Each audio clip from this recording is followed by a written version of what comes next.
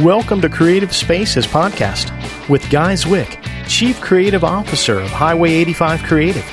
In each episode, we will discuss creative ways to define your space and build your brand. So welcome back to another edition of the Creative Spaces Podcast. I'm with Guy Zwick himself, the Chief Creative Officer, and of course, I'm Scott. Just Scott. Thank you today. for having me on the show today, Scott. Welcome to your own show, Guy. Guy. Let's do this. I'm going to jump right into our title. Yeah. Right? Trade show tips for small business. Now, we could say, is a small business a mom and pop shop of 4 people, or is a small business 25 employees?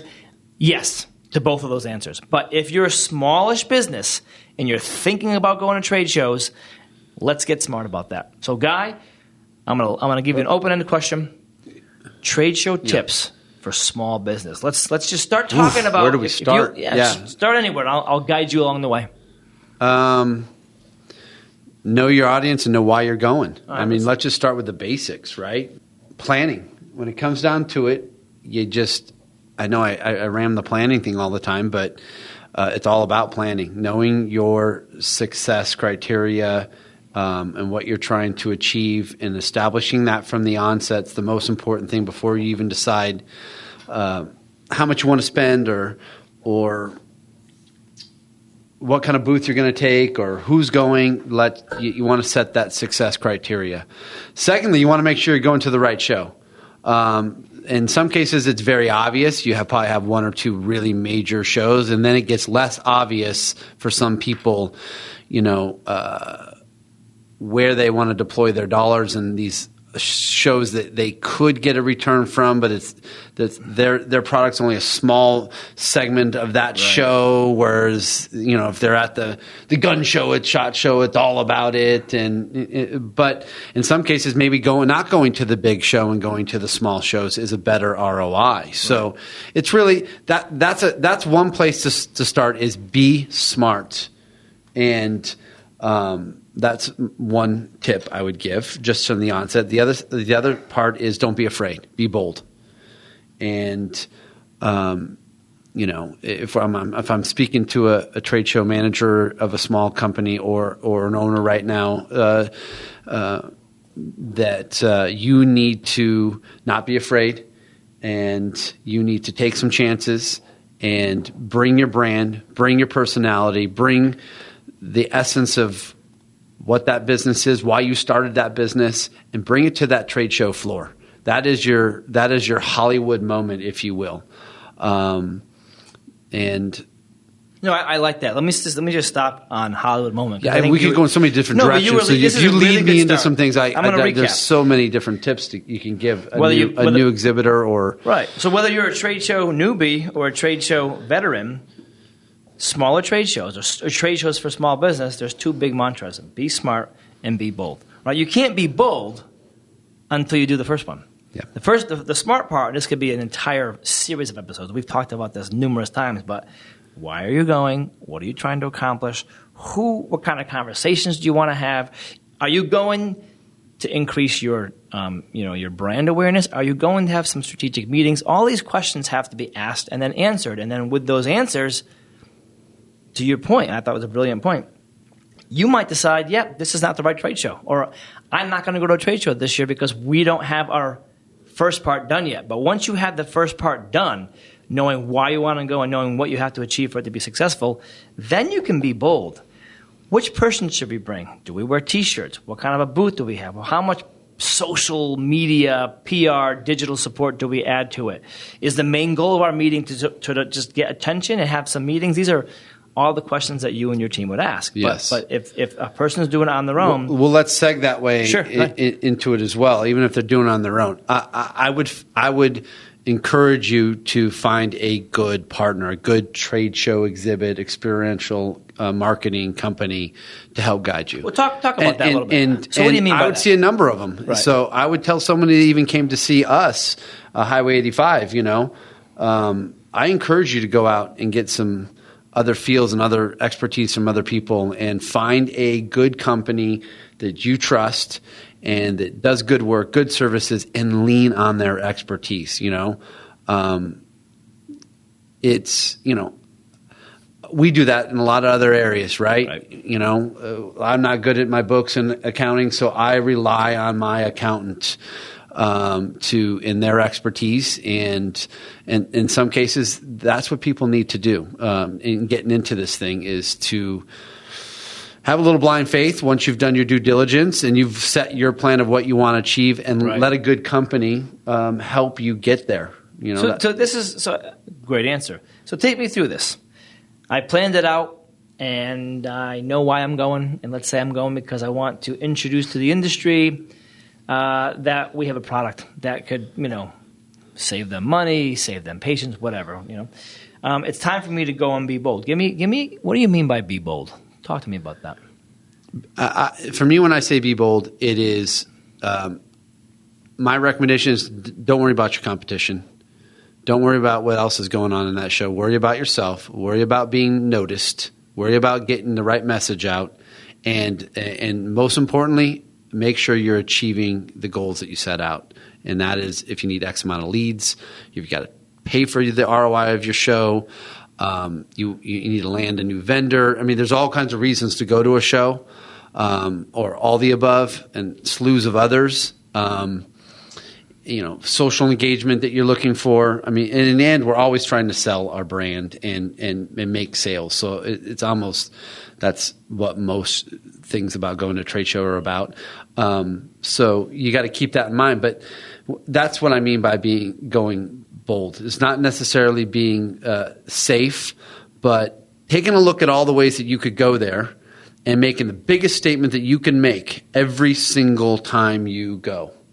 And it's sometimes just safe to, hey, just get the Shell booth and I'll throw my logo up back, and I got some personable people and we're going to do it. And I just think you got to have a little bit more showmanship, which is what a trade show booth is. Right, that's a good point. Is you got to have a little bit of showmanship. And that's hard. That's going to be hard. Let's say you're you're three brothers from Long Island. You created your own new accounting software, right? You're not going to be the most dynamic people, perhaps, and so you go to this accounting convention. How do you be bold there?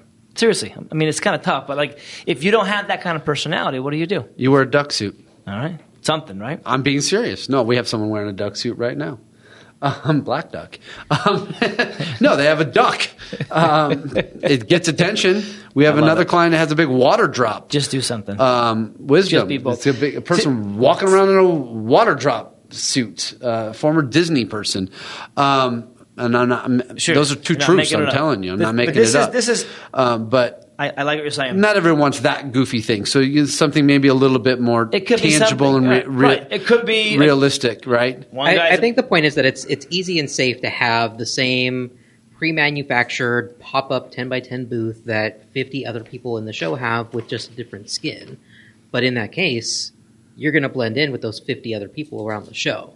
So it makes a lot more sense to do something different, something. If you think that 50 other people are going to show up with the same booth as you, don't show up with a booth. Just show up with an empty space and some tables and yourself, and show up with a podcast. Show up with there's different things, or if it's just a flat out what you're saying, there's nothing wrong with having your branded 10x10, your branded 10x10 type stuff. There isn't, but when I say be bold too, it's like what you're saying is take some chances, right? As if you have been at that show and you are the dominant force. If you come with that and you show that in your booth space, maybe you do spend a little more money. Maybe you don't. But it's a mindset is what we're getting at. Yeah, step out of the box. It's a mindset. And it's easy to go online and see the booths and pick things. And, I sell those things all day long too. And we make money off them. It's everybody else is doing that. So that's what I mean by being bold. I think that's a very good answer. And I'll there's so many, top 10, all these listicles. It's two things. Be smart and be bold. Be bold could be a lot of things. We can turn that list into five or 10 things. For example, when you say be smart, it's not just in the planning. It's okay. How are we going to plan? How are we going to execute? How are we going to follow up? Do we do it next year? And the list goes on and on and on. But start small. Start easy. And be smart. And let's give another big, huge tip to Sure. to newbies, and that is understanding their audience terrain and knowing their audience. That there's different types of audiences. So elaborate on this. So, you know, if you're going to a big show, you know, there's going to be people there to buy your products. So you're going to have your actual, what you want to call the audience you're primarily selling to. Right. Then you're going to have an audience that may not want your product, but may know somebody that wants your product. Right. Right. There's an audience. Those are influencers. You have an audience that is you're there with your peers. So you have vendors and other like suppliers and other like people. So that's an audience, if you will. You sometimes already have clients. So you know, you're going to have a client coming to possibly see you. That is a different audience. Right. So it isn't a one approach is all. I have one swag, or I have one pitch, or I have one. And you might just have the general audience of a show. You know, some shows open it to the public, and so it's different types of brand awareness. There's different types of selling to the audience. There's different types of swag and giveaways. There's different kind of plans for your sales staff or yourself in how to engage each one so that you maximize when the client visits to the person that you're trying to gather the lead. And here's another one. If you've been going to the show and you've had someone who's engaged with you 3 times at the show but not bought from you, that's different than the person that comes to the show for the very first time and meets with you.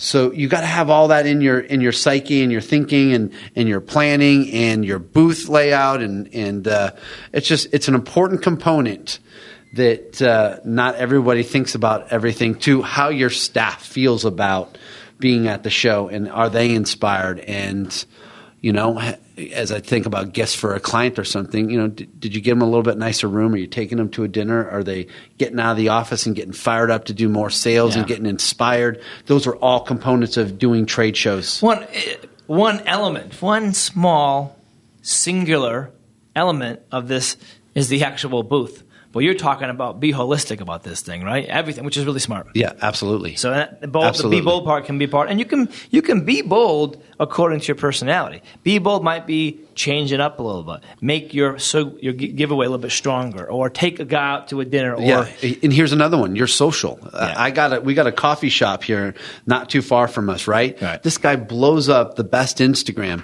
He's in the crappiest neighborhood. He's next to a drug testing facility, a smoke shop. No, he's in the worst location.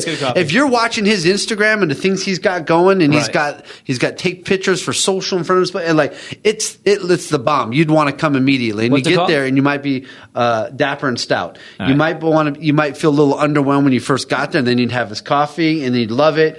But that's what going bold and going for it. Even if you're the little guy first time there, you know. You make it a big deal. So, That's awesome. you know, you make it a big deal on your social. You blow that thing up, you know? So there you have it. I mean, I'm not trying to be cheeky, but I'm sorry, Joe, you going to say something? Well, I think the element of this that we're missing is be you. Be yourself. Be your company and be who you really are. I think that's part of being bold. You know, if you think about it, about your competition, what sets you apart from your competition? It might be price. It might be quality. It might be product. It might be something, or it might be nothing and just you. You know, I said this to a potential client when we were at Exhibitor Live. I was talking to him and I said, you know, if you go to any other exhibit builder in this hall, we can't build you anything that they can't build you.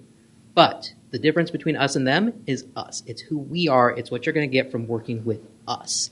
You know, be who you are. And I think that's going to go a long ways in setting you out. And it's going to be free. It's free to be who you are.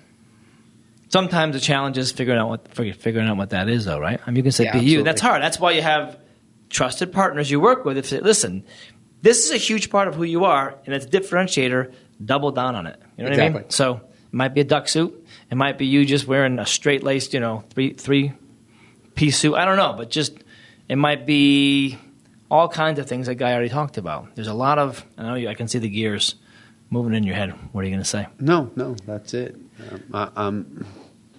You're good. I'm good. Be smart, be bold, and we can come back to this, but that's actually almost a great little transition from the last episode that we did about 10 by 10. You can show up and be, if you're smart and you're bold, two people in a 10 by 10 space could make a big splash with the right moves. Yeah, just absolutely. in case you haven't listened to the other podcast, but let's state that sometimes the bigger bite is ROI is on the little shows than it is the big monster show. Think about that, right? Sometimes your 10 by 10s are your most important asset. If you have the right mindset and program, you to support have it. the opportunity to get the biggest sale of your life, whether it's the 10 by 10 or the 50 by 80. Right. It only takes one connection to change it all. So I think we should just drop the mic on that one, right? Boom. All right. Thanks a lot. Over and out. Talk to you guys soon. thank you, Scott. Say goodbye again. Thank you for listening to Creative Spaces Podcast. For more information about Highway 85 Creative, visit us at highway85creative.com.